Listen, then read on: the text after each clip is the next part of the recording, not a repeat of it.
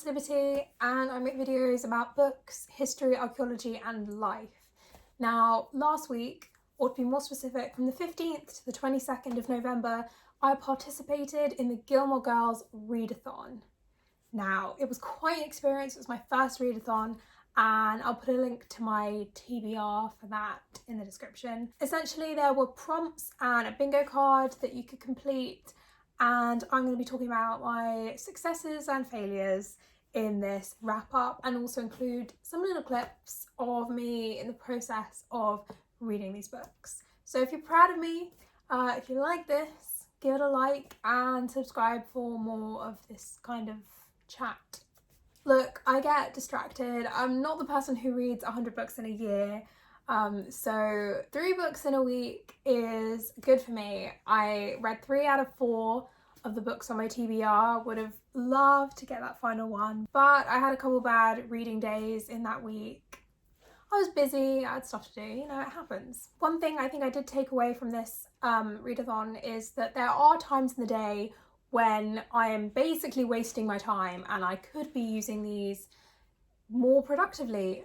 Reading could be writing, could be whatever, but I'm hoping moving forward that this has shown me that I can be more productive. So the first book I finished reading during this read-a-thon was Beloved by Toni Morrison. Oh, it's all about Seath and her family, and she escaped from slavery to Ohio where she now lives. Essentially, she believes that her house is being haunted by the ghost of her dead child, who had no name, but on her tombstone she wrote Beloved. Now, I started this book on Sunday and finished it on Wednesday because we had this massive power cut in my street that day, and I just basically read because my laptop was dead and I needed to save my phone in case I needed to contact someone. I'm getting to a point with Beloved where I can see why it won prizes and is amazing. I'm impatient to get to the climax of the story now. I have finished Beloved, which was massively emotionally taxing for me, but just an incredible read. I think everyone needs to read it at some point in their life, preferably when you're older. I think you need to be able to process those emotions, you need to be able to understand what's going on, because a lot of it is reading between the lines. Yeah, I mean, it's such an important book. It's beautifully written. It's one of those books where liking the characters is sort of less important than understanding them and empathizing with them and really, I don't know, just forming connections with them. You get to experience sometimes the same events from the point of view of different characters. And I really love that because you get to see, you know, who's the unreliable narrator, what angles and the way that different characters process the same events or the way they process events in general.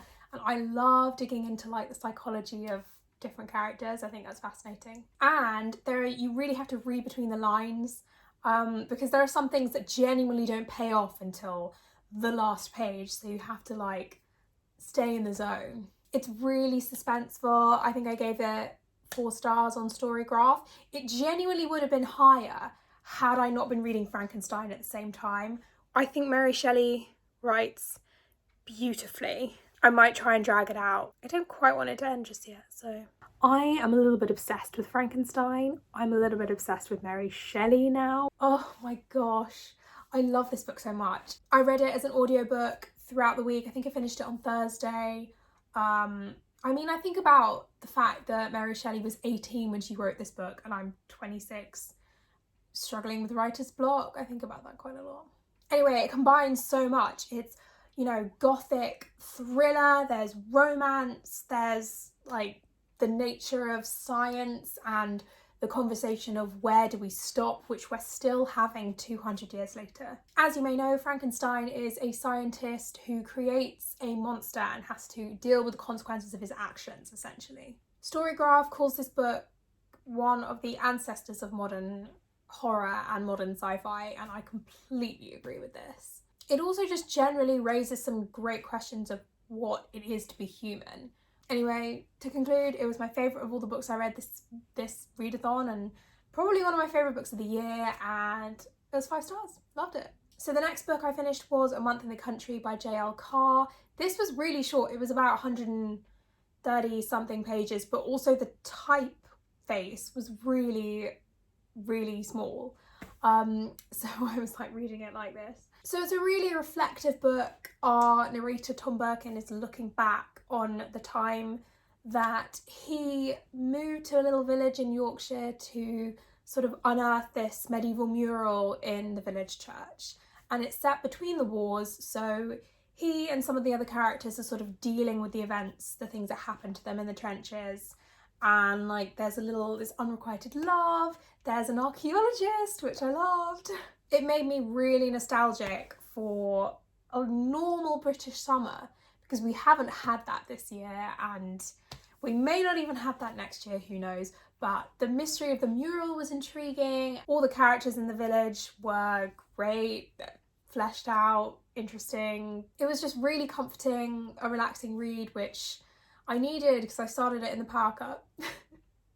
I think I gave it 4.25 stars on Storygraph, so solid read. So the final book, which I was 35% into reading, was A Reaper at the Gates by Sabaa Tahir. Now it is the 3rd book in the Ember in the Ashes series, which is, I'm not sure is still going on. I know there's a 4th one, I'm not sure if it stops after that. But essentially it is set in this highly militarised, Roman-inspired empire, and the scholars are the people who used to sort of be in charge but were taken over. And we have 3 point of view characters. We have Helene, who is the second in command of the empire.